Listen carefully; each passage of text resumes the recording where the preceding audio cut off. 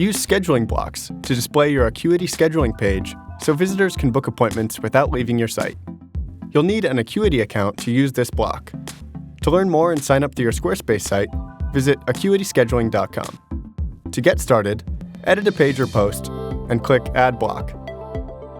Then click Scheduling. If your site is already linked to an Acuity scheduling account, you can edit the block and choose the scheduler you want to display. You can display your general scheduler or a scheduler for a specific calendar, appointment type, or category. To display a calendar from an Acuity account not linked to a Squarespace website, first copy your scheduler URL. In your Acuity account, click Scheduling Page Link in the sidebar. Copy the link beneath General Scheduling Page, or use the Direct Links and Embedding section to find the link to a scheduler for a specific calendar, appointment type, or category. Edit the scheduling block, and from the drop-down menu, choose Custom Link. Paste your URL, and the block will update with the new scheduler.